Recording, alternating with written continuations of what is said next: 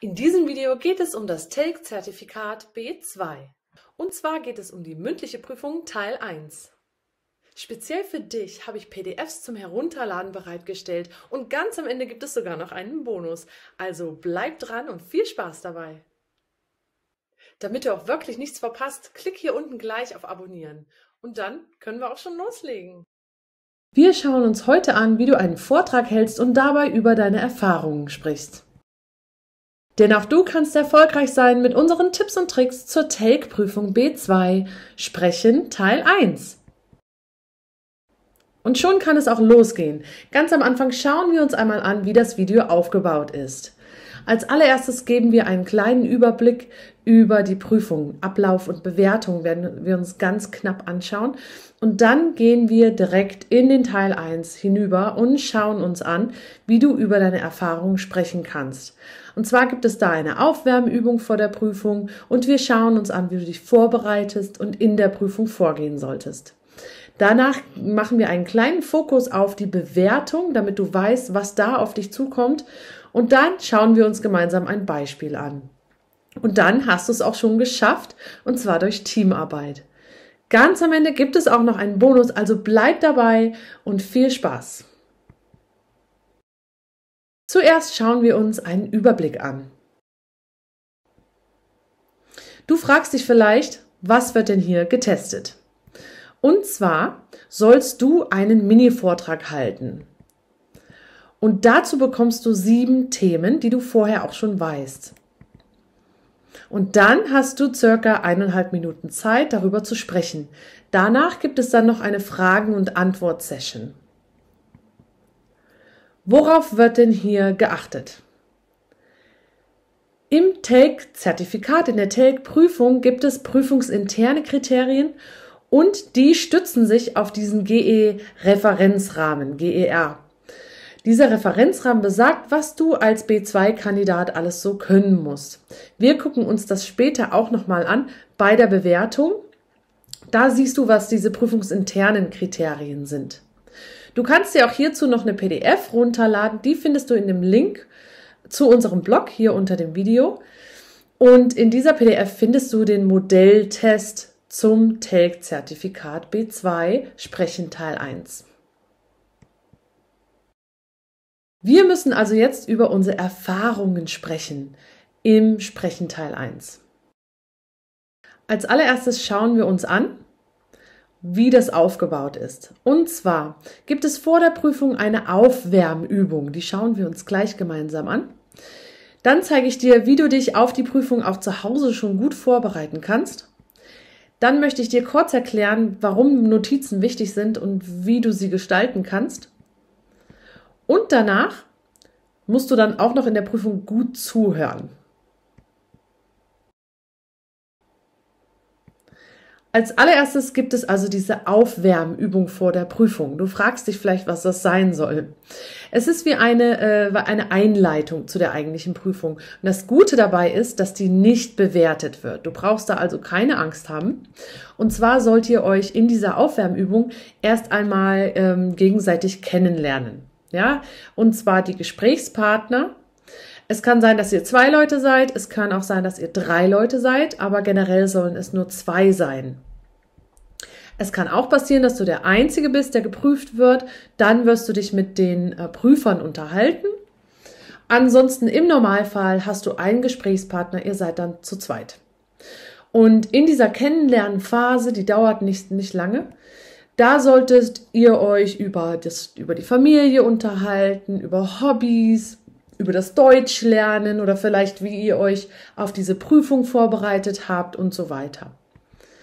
Und da sollte auch ein aktives, fließendes Gespräch entstehen.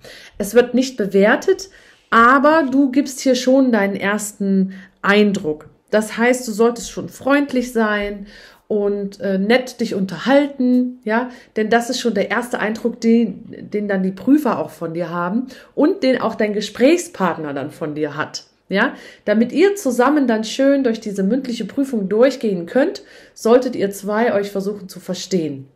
Und das ist so, gerade jetzt die ersten Minuten sind ganz wichtig, damit ihr euch gegenseitig kurz kennenlernt. Also sei schön nett und freundlich, auch wenn du vielleicht denkst, ach, der andere hat ja ein total schlechtes Deutsch oder oh, der ist viel besser als ich. Ganz egal, okay? Ihr sollt als Team arbeiten, das zeige ich dir am Ende auch nochmal von diesem Video. Und deswegen ist diese Aufwärmübung doch sehr, sehr wichtig, auch wenn sie nicht bewertet wird.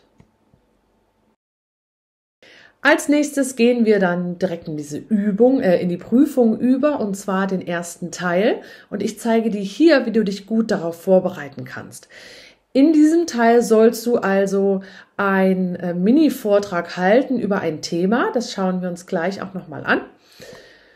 Du hast am Anfang diese Aufwärmübung und dann den Teil 1. Und dazu kannst du dich gut zu Hause vorbereiten, denn du kennst diese Themen schon. Das Einzige, was das Problem sein könnte, ist die Fragen, die dein Gesprächspartner dir stellt und die Fragen, die du ihm dann stellen wirst, kennst du natürlich nicht. Du weißt nicht, über welches Thema die Person spricht und was die Person so erzählt, und du weißt auch nicht, was er oder sie welche Fragen sie oder er dir dann stellen wird. Ja? Wir gucken uns jetzt mal gemeinsam die Aufgabe dazu an. Hier siehst du kurz die Aufgabe zu dieser Einleitung, zu dieser Aufwärmübung. Ja? Es steht da, dass ihr euch einander kennenlernen sollt. Stellen Sie sich Ihrer Partnerin, Ihrem Partner vor. Sie können zum Beispiel darüber sprechen, warum Sie Deutsch lernen, welche Interessen oder Hobbys Sie haben oder wie Sie sich auf die Prüfung vorbereitet haben und so weiter. Dieser Teil der Prüfung wird nicht bewertet. Das ist also diese Aufwärmübung. Mehr steht da nicht da. Und das sollte ganz locker sein, aber doch aktiv und freundlich. Dann geht es direkt über in den ersten Teil, über Erfahrungen sprechen. Sie sollen Ihrer Partnerin bzw. Ihrem Partner über die Erfahrungen zu einem der folgenden Themen berichten. Die Stichpunkte in den Klammern können als Anregung dienen. Sie haben dazu ca. 1,5 Minuten Zeit. Im Anschluss sollen Sie die Fragen Ihrer Partnerin bzw. Ihres Partners beantworten. Danach spricht Ihre Partnerin bzw. Ihr Partner ebenfalls über ihr bzw. sein Thema. Folgen Sie aufmerksam dem Redebeitrag und überlegen Sie sich Fragen, die Sie ihm stellen könnten. Unterbrechen Sie sie oder ihn nicht. Stellen Sie einige Fragen zum Thema, wenn seinen Redebeitrag beendet hat. Okay, also nicht unterbrechen, sondern am Ende. So, jetzt gucken wir uns die Themen dazu an. Es gibt also 7 Themen zur Auswahl und die sind immer die gleichen. Das heißt, du kannst dich dafür zu Hause schon super vorbereiten und du kannst schon mal alles zu Hause durchüben. Die Themen, wie du siehst, es geht darum, du kannst ein Buch vorstellen, einen Film, eine Reise, eine Musikveranstaltung, ein Sportereignis, eine Person oder eine wichtige Erfahrung, die du im Leben gemacht hast. Also es ist sehr weit offen, worüber du sprichst. Und du siehst, es gibt sogar ein paar Tipps in Klammern hinter den Themen und die solltest du beachten. Du musst dich nicht daran halten, aber sie geben dir natürlich Tipps, wie du deinen Vortrag dann gut gestalten kannst. Und ich würde dir wirklich empfehlen, dich zumindest an die ersten 2 oder so halten, weil das sind dann schon auch wichtige Informationen, die du wirklich in dem Vortrag dann auch geben solltest. So, zur Vorbereitung gibt es eine Art Anleitung. Ich gebe dir diese Anleitung. Du musst dich nicht direkt daran halten, aber mit dieser Anleitung gelingt es dir vielleicht einfacher, dich für deinen Vortrag vorzubereiten.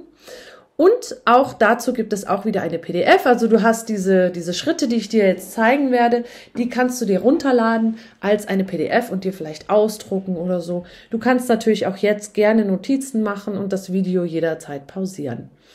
Als allererstes solltest du dich fragen, welches Thema interessiert dich denn und worüber weißt du am meisten Bescheid? Was ist so wo liegen deine Interessen und wo hast du schon Vorwissen?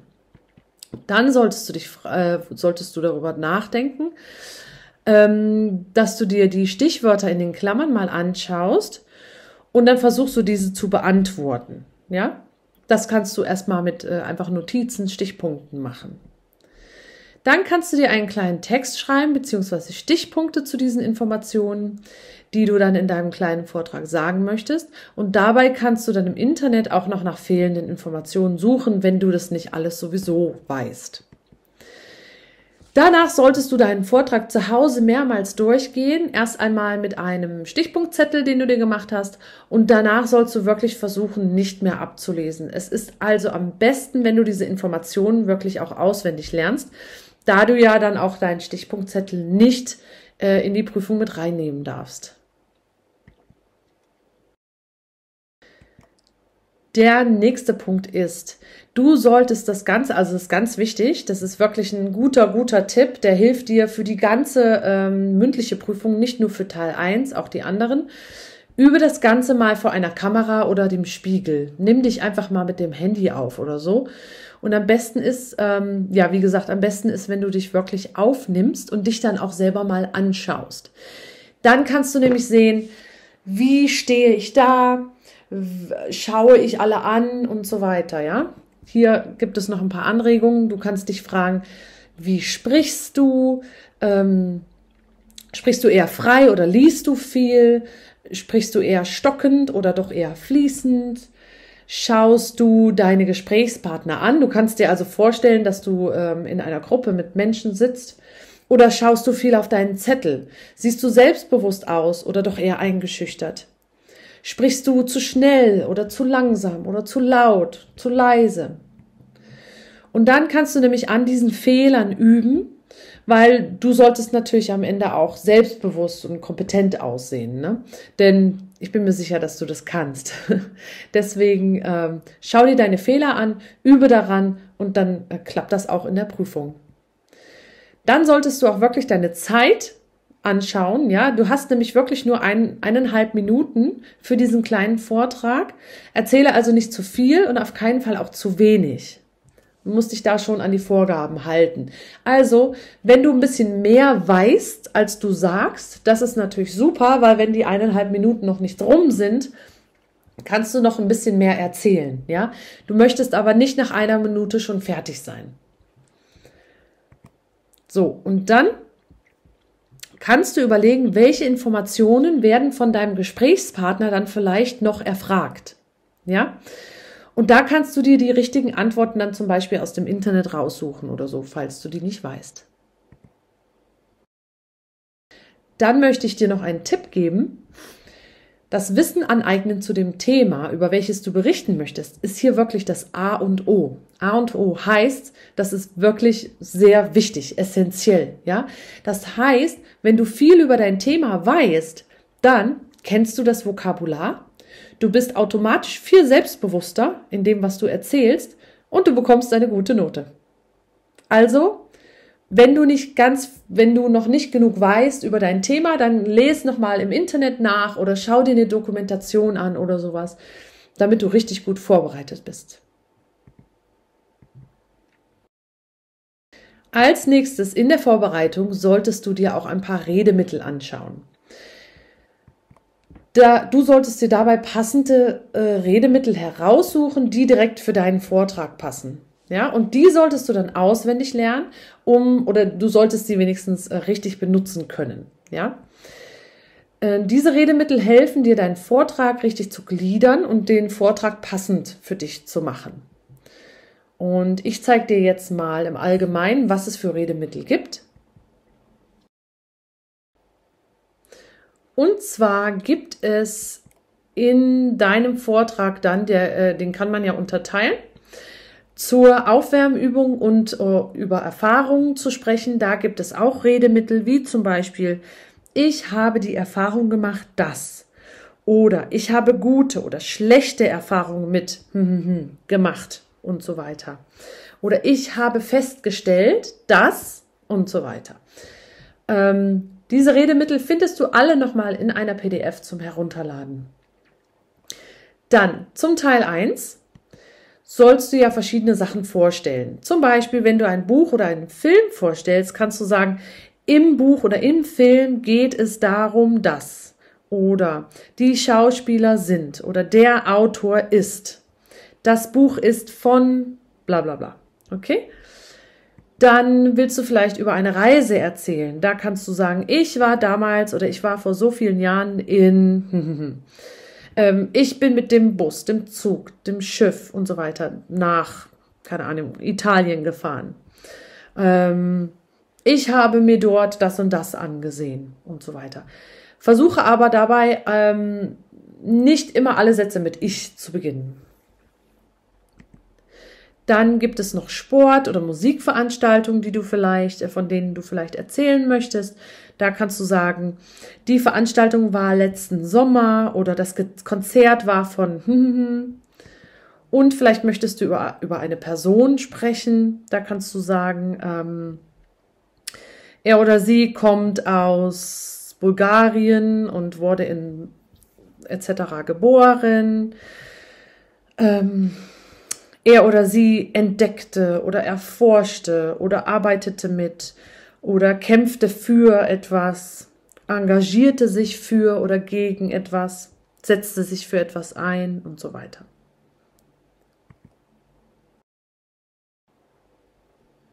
Wichtig auch in deiner Prüfung sind die Notizen.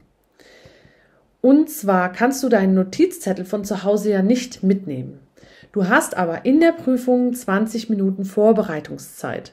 Aber von diesen 20 Minuten solltest du wirklich nicht mehr als 1 bis 2 Minuten für den Teil 1 aufwenden. Und da solltest du dann wirklich nur die wichtigsten Schlagwörter in der richtigen Reihenfolge vielleicht aufschreiben oder schwierige Vokabeln oder einige Redemittel kannst du dir notieren, damit du in deinem Vortrag, damit du den gliedern kannst und damit du auch nichts vergisst, weil es kann sehr schnell passieren, dass man einige Wörter vergisst, weil man ist aufgeregt und dann bleibt man vielleicht stecken. Also solltest du schon, auch wenn du denkst, ich weiß genau, worüber ich erzähle, ist es gut, wenn du vielleicht 1 Minute dir Zeit nimmst und doch mal die wichtigsten Schlagwörter aufschreibst, okay? Aber die restliche Zeit deiner Vorbereitungszeit, also dieser 20 Minuten, solltest du wirklich für die anderen Teile der mündlichen Prüfung nutzen. Jetzt habe ich noch einen Tipp für dich. Und zwar, wie auch eben gesagt, nur Schlagwörter aufschreiben, keine Sätze oder längere Stichpunkte. Einige wichtige Wörter sollten dabei reichen, denn du sollst natürlich so frei wie möglich sprechen.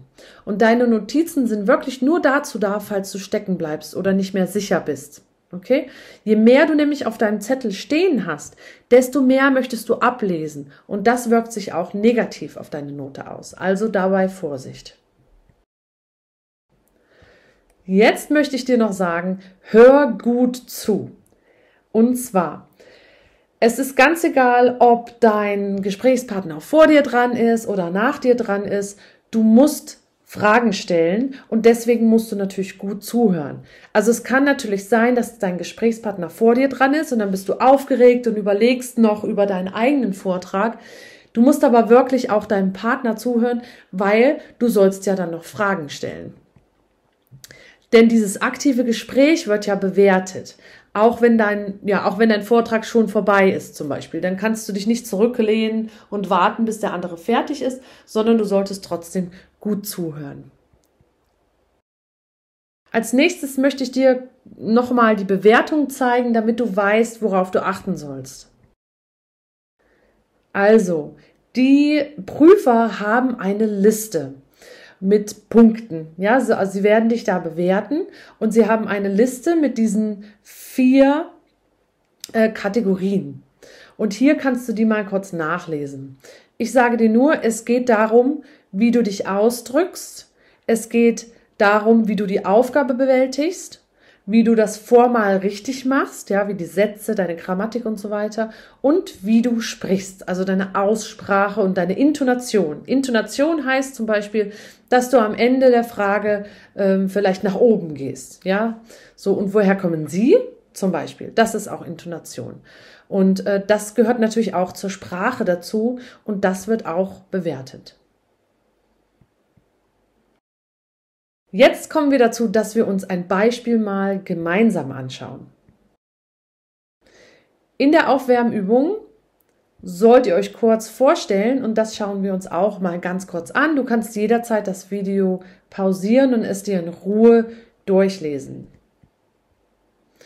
Und zwar, wie du hier schon siehst, der Prüfer beginnt, dann, wir haben hier Masud und Magda, die zwei unterhalten sich kurz, sagen, woher sie kommen, wie sie heißen.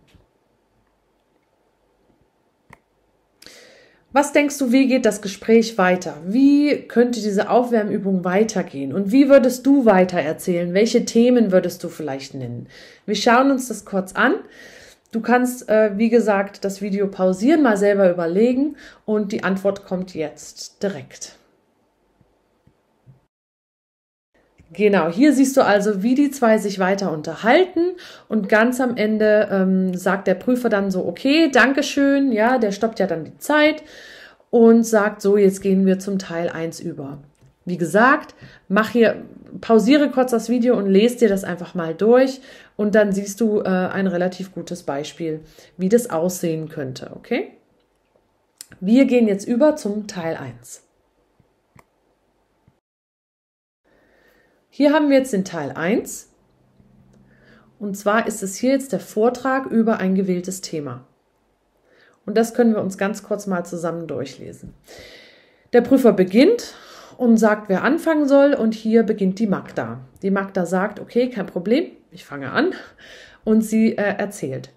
Die beste Reise, die ich unternommen habe, war ein Ausflug nach Paris. Ich war dort vor 2 Jahren, aber wenn ich daran denke, an diese Reise, habe ich das Gefühl, als ob das gestern passiert hätte. Diese Stadt gefiel mir sehr. Ich komme aus dem Nest, also diese Stadt war für mich ganz Neues, etwas Neues. Ich bin nicht daran gewöhnt. Dann sagt Masud, ich habe eine Frage bitte. Warum?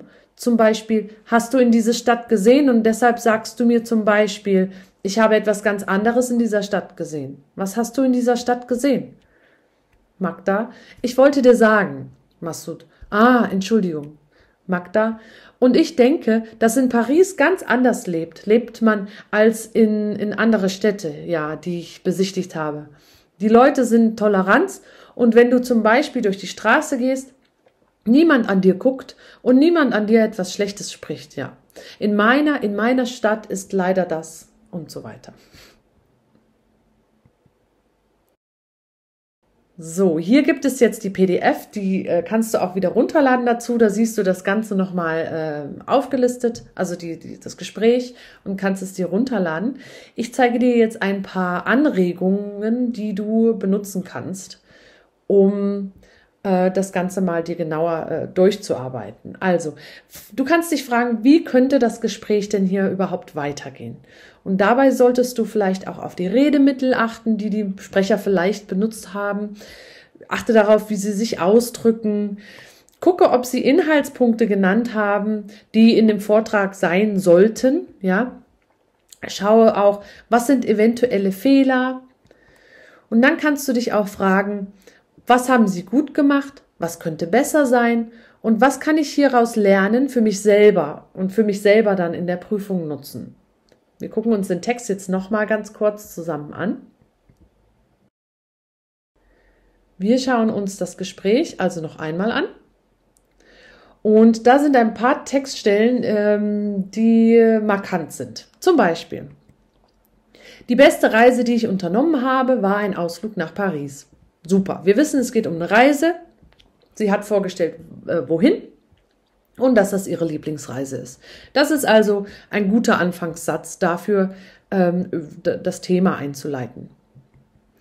Dann sagt der Masud, ich habe eine Frage. Fällt euch was auf? Ja, nein? In der Aufgabenstellung ganz am Anfang stand, dass wir bitte nicht unterbrechen sollen. Und das stand da sogar 2-mal. Es steht da, dass ihr Fragen stellen sollt, aber am Ende. Und das hat der Masud hier nicht gemacht. Er hat sie unterbrochen. Und das ist schlecht. Er wird also dafür Punktabzug kriegen, weil er die Aufgabenstellung nicht zugehört hat oder nicht verstanden hat.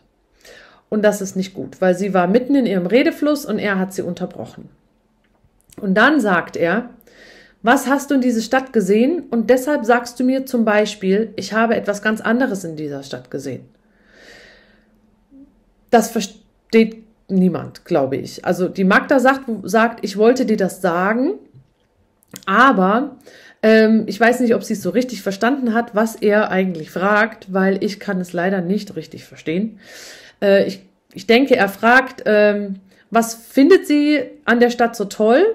Aber er wiederholt sich mehrmals und es ist wirklich schwer zu verstehen. Also er hat eine Frage im Kopf, hat die gar nicht richtig ausformuliert, unterbricht die Magda und fragt dann so eine Durcheinanderfrage, die auch noch schwierig zu verstehen ist. Großer Fehler, ganz falsch. Wenn du in der Prüfung sitzt und hast diese Frage im Kopf, also sagen wir, du bist Masud, ja, die Magda erzählt etwas und du hast die Frage im Kopf. Dann musst du die im Kopf behalten und warten, bis die Magda fertig ist. Weil es kann natürlich sein, dass die Magda, deine Gesprächspartnerin, die Frage dann schon beantwortet. Dann musst du dir natürlich eine andere einfallen lassen. Und zwar kannst du sie also nicht unterbrechen und du solltest während ihres Vortrags dann auch diese Frage gut ausformulieren und nicht einfach so reinplappern. Okay? Das ist also sehr negativ, was der Masud hier gemacht hat. Dann weiter unten sehen wir, und ich denke, dass in Paris ganz anders lebt man.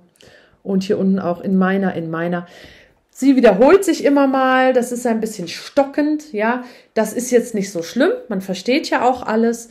Wir haben jetzt hier auch nur den Text vor uns. Vielleicht macht sie das beim Sprechen dann auch viel besser. Aber versuche fließend zu sprechen und nicht so sehr zu stocken und dich zu wiederholen. Wie schon gesagt, kannst du dir eine PDF herunterladen. Da siehst du dieses Gesprächsbeispiel und am Ende von diesem Beispiel siehst du auch, wie die Prüfer es bewertet hätten. Das Beispiel geht natürlich noch weiter, das ist nicht der ganze Vortrag, den kannst du dir dann in der PDF genauer anschauen und da am Ende siehst du die Bewertung.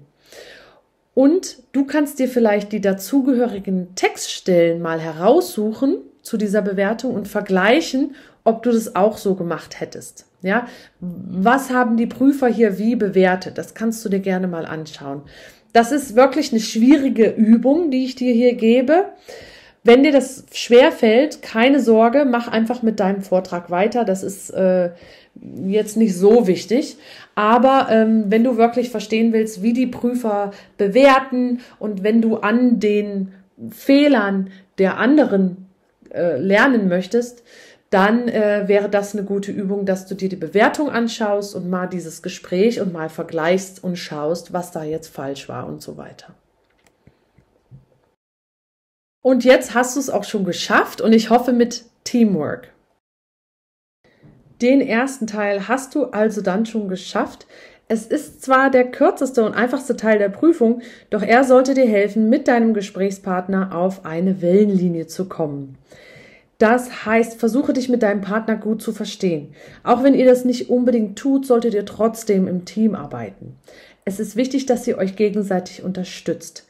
Denn auch das gegenseitige Helfen und aktives, offenes Miteinander sprechen wird als positiv gewertet. Vielleicht denkst du, der andere spricht besser oder schlechter als du, aber das ist in dem Moment total egal. Ihr müsst euch gegenseitig unterstützen, damit ihr beide mit einer guten Note aus der Prüfung herausgeht. Also, Teamarbeit ist angesagt, denn nur so seid ihr beide erfolgreich.